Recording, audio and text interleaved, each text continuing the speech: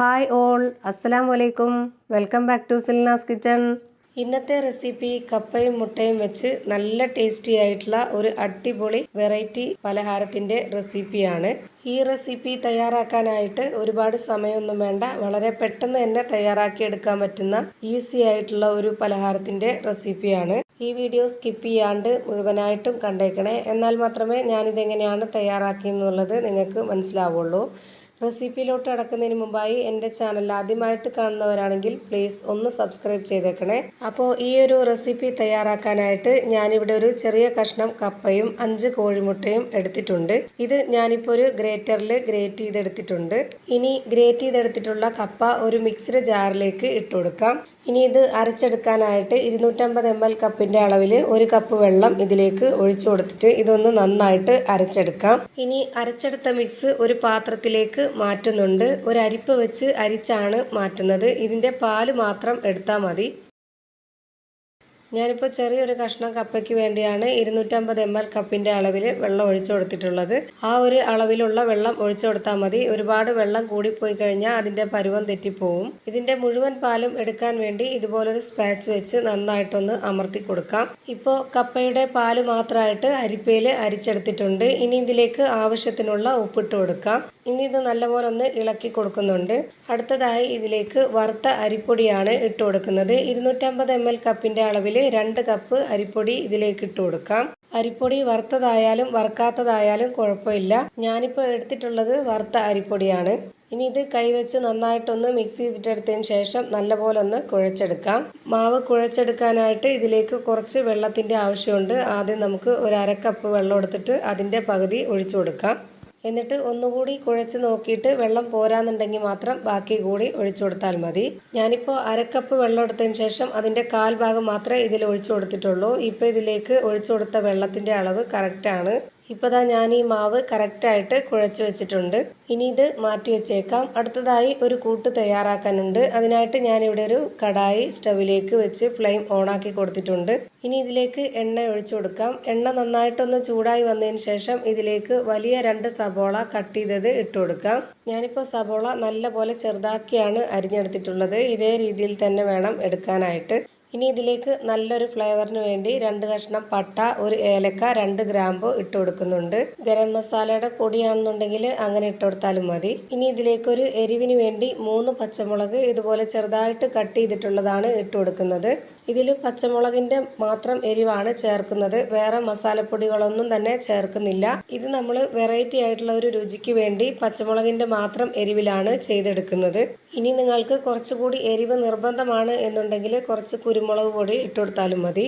ഞാനിപ്പോൾ ഈ ഒരു പച്ചമുളകിൻ്റെ മാത്രം എരിവിലാണ് ചെയ്തെടുക്കുന്നത്.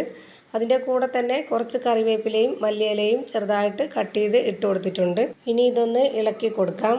ഇനി ഇതിലേക്ക് ആവശ്യമായിട്ടുള്ള ഉപ്പും കൂടെ ചേർത്ത് കൊടുക്കുന്നുണ്ട്. ഇനി ഇത് നല്ലപോലെ ഒന്ന് ഇളക്കി യോജിപ്പിച്ചതിന് ശേഷം നമുക്കിതൊന്ന് അടച്ചു വെച്ച് 1 മിനിറ്റ് നേരം ഇതൊന്ന് വാട്ടിയെടുക്കാം. ഉള്ളി ഒരുപാട് വെന്ത് കുഴയേണ്ട ആവശ്യമില്ല. ചെറുതായിട്ടൊന്ന് വാടി കിട്ടിയാൽ മാത്രം മതി. ഇത് നമുക്ക് കടിക്കാൻ കിട്ടുമ്പോഴാണ് നല്ലൊരു ടേസ്റ്റ് കിട്ടുന്നത്. അതിനായിട്ട് ഞാനിപ്പോൾ 1 മിനിറ്റ് നേരം മാത്രം വേവിച്ചെടുത്തതിന് ശേഷം നേരത്തെ ഗ്രേറ്റ് ചെയ്ത് വെച്ചിട്ടുള്ള ആ ഒരു കോഴിമുട്ട ഇതിലേക്ക് ഇട്ട് കൊടുക്കുന്നുണ്ട്. ഇനി ഇത് വേവിക്കേണ്ട ആവശ്യമില്ല. ഫ്ലെയിം ഓഫ് ചെയ്യാം. എന്നിട്ട് ഇത് നല്ലപോലെ ഒന്ന് ഇളക്കി യോജിപ്പിച്ച് കൊടുക്കാം. ഇപ്പോൾ നമ്മുടെ ഈ ഒരു കൂട്ട് നല്ലൊരു മണവും നല്ല ടേസ്റ്റും ഒക്കെയാണ്. പച്ചമുളകിൻ്റെ മാത്രം എരിവായിരുന്നാലും നല്ല സൂപ്പർ ടേസ്റ്റി ആയിട്ടുള്ള ഒരു കൂട്ടാണിത്. ഇനി നമുക്കിതൊന്ന് റെഡിയാക്കി എടുക്കാം. അതിനായിട്ട് നേരത്തെ കുഴച്ച് മാറ്റി വെച്ചിട്ടുള്ള ആ ഒരു മാവ് കയ്യിൽ കുറച്ച് എണ്ണയൊന്ന് സ്പ്രെഡാക്കിയതിന് ശേഷം ഇതിൽ നിന്ന് കുറച്ച് മാവ് എടുത്തതിന് ശേഷം ഇതൊന്ന് ഈ ഒരു വലിപ്പത്തിലുള്ള ബോൾസ് ആക്കി എടുക്കാം. ഇനി ഒരു ബോർഡ് എടുത്തതിന് ശേഷം അതിലേക്ക് കുറച്ച് എണ്ണ ഒഴിച്ചു കൊടുക്കാം. എന്നിട്ട് ഇതുപോലെ മൊത്തത്തിലൊന്ന് സ്പ്രെഡാക്കി എടുക്കുന്നുണ്ട്. ഇനി ബോൾസ് ആക്കി വെച്ചിട്ടുള്ള ആ ഒരു മാവ് ഈ ഒരു ബോർഡിലേക്ക് വെച്ച് കൊടുത്തിട്ട് കൈവച്ച് നന്നായിട്ടൊന്ന് ഇത് പരത്തിയെടുക്കാം. ഇത് പരത്തിയെടുത്തതിന് ശേഷം നമ്മൾ കൈവച്ചിട്ടോ അല്ലാന്നുണ്ടെങ്കിൽ ഇതുപോലൊരു സ്പാച്ച് വെച്ചിട്ടോ സൈഡ് ഒന്ന് തട്ടി കൊടുക്കാം. ഇപ്പോൾ ഇതുപോലൊരു സ്ക്വയർ ആക്കി എടുത്തിട്ടുണ്ട്. ഇനി ഇതിലേക്ക് നേരത്തെ റെഡിയാക്കി വെച്ചിട്ടുള്ള ആ ഒരു മുട്ടയുടെ മിക്സ് വെച്ച് കൊടുക്കാം. എന്നിട്ട് ഈ മാവിൻ്റെ 2 സൈഡും ഇതുപോലെ ഒന്ന് മടക്കി കൊടുക്കുക. ഇനി ഇതിലുള്ള ഫില്ലിങ്സ് പുറത്തോട്ട് പോവാതിരിക്കാൻ വേണ്ടി ഒരു ഫോർക്ക് സ്പൂൺ വെച്ചിട്ട് 2 അറ്റവും ഇതുപോലെ ഒന്ന് പ്രസ് ചെയ്ത് കൊടുത്താൽ മതി. ഇതേപോലെ ഞാനിപ്പോൾ എല്ലാ മാവിലും റെഡിയാക്കി എടുത്തിട്ടുണ്ട്. ഇനി ഇത് ഫ്രൈ ചെയ്തെടുക്കുകയാണ് ചെയ്യുന്നത്. അതിനായിട്ട് ഞാനിവിടെ ഒരു പാൻ വെച്ച് കൊടുത്തിട്ടുണ്ട്. അതിലേക്ക് കുറച്ച് എണ്ണ ഒഴിച്ചു കൊടുക്കാം. ഒരുപാട് എണ്ണ ഒഴിച്ചു കൊടുക്കരുത്, വളരെ കുറച്ച് മാത്രം എണ്ണ ഒഴിച്ചു കൊടുക്കാവൂ. എന്നിട്ട് ഇതൊന്ന് സ്പ്രെഡ് ചെയ്ത് കൊടുക്കാം. ഇനി റെഡിയാക്കി വെച്ചിട്ടുള്ള മാവ് ഓരോന്നോരോന്നായി ഇതിലേക്ക് വെച്ച് കൊടുക്കാം. ഇനി ഇത് ലോ ടു മീഡിയം ഫ്ലെയിമിലിട്ടിട്ട് വേണം വേവിച്ചെടുക്കാനായിട്ട്. ഒരുപാട് ഹൈ ഫ്ലെയിമിലിട്ട് വെക്കരുത്, അപ്പോൾ പെട്ടെന്ന് തന്നെ കരിഞ്ഞു പോവുകയും ചെയ്യും, അകമൊന്നും വെന്ത് കിട്ടുകയില്ല. ഇപ്പോൾ ഇതിൻ്റെ ഒരു സൈഡ് വെന്ത് കിട്ടിയിട്ടുണ്ട്. ഇനി ഇതൊന്ന് തിരിച്ചിട്ട് കൊടുക്കാം.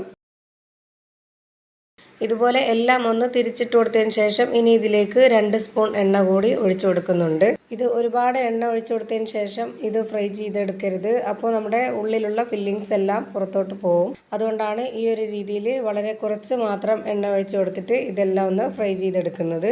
ഇപ്പോൾ ഇതെല്ലാം ഒന്നുകൂടി തിരിച്ചിട്ട് കൊടുത്തിട്ടുണ്ട്. ഇതിൻ്റെ 2 എണ്ണം നല്ലപോലെ വെന്ത് കിട്ടിയിട്ടുണ്ട്, 2 എണ്ണം കുറച്ചുകൂടി വേവാനുണ്ട്.